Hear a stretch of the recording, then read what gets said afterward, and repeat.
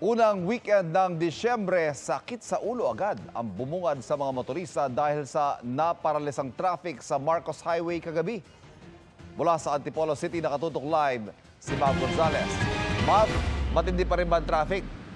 Ivan, biro ng ilang netizen, mukhang nagkasabay-sabay ang mga Christmas party nitong weekend. Kaya naman nagkabuhol-buhol ang traffic sa EDSA, pati na rin dito sa Marcos Highway. Kung hindi gapang walang galawan ang mga sasakyan kagabi sa Marcos Highway, Pamarikina at Antipolo. Merong inabot ng 3 oras galing pang Mandaluyong. Hanggang 5 oras ang kalbaryo ng iba. Muntik na raw silang magpamorningan sa daan. Yan ang aking mga kaibigan. Lakad na lang para ang ilang naipit, naglakad na lang. Tila napaaga nga raw ang alay lakad sa Antipolo. Naipon sa labas ng ilang mall ang mga commuter na naghihintay ng masasakyan. Nagkatuwaan na lang ang ilang netizen at inisip na mistulang higanteng Christmas lights ang ilaw ng mga nakatigil na sasakyan.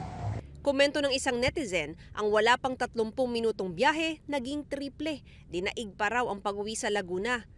Sagot naman ng isa, naglakad na lang sila pero traffic pa rin dahil sa mga rider na nasa daanan ng tao.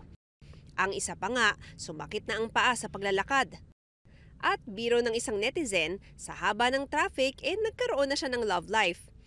Umabot ang pila ng mga sasakyan mula Cainta at Antipolo hanggang sa Marikina at Quezon City. Mismong si MMDA Swift Traffic Action Group Commander Bong Nebriha, kalahating oras daw naipit sa traffic, gayong 1 kilometro lang ang biyahe niya. Wala naman daw vehicular accidents at road reblocking kagabi, sabi ng MMDA. Sadyang marami lang sasakyan galing sa C5 at EDSA. Noong Biyernes nga, bumigat ang rush hour traffic sa EDSA.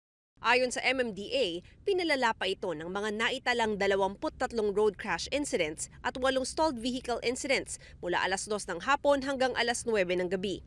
Lumuwag naman daw ang trapiko sa ibang bahagi ng EDSA bandang alas 8 ng gabi. Nakatutok na raw ang deployment ng traffic enforcers ng MMDA sa choke points at intersections sa mga pangunahing kalsada sa Metro Manila. Kanina maluwag na ang daloy ng trapiko sa Cainta Junction pa Marcos Highway. Sa eastbound lane ng Marcos Highway pa Antipolo, mabilis din ang biyahe kanina. Wala ring traffic paakyat ng Masinag. May kaunting pila sa U-turn slot pero hindi raw nagta-traffic. Sa westbound lane pa Katipunan, light to moderate ang trapiko. Ivan, kung dadaan naman kayo ngayon dito sa Marcos Highway, kahit medyo paulan-ulan ay maluwag pa rin ang daloy ng trapiko sa magkabilang lane. Ivan? Ingat, maraming salamat, Mav Gonzalez.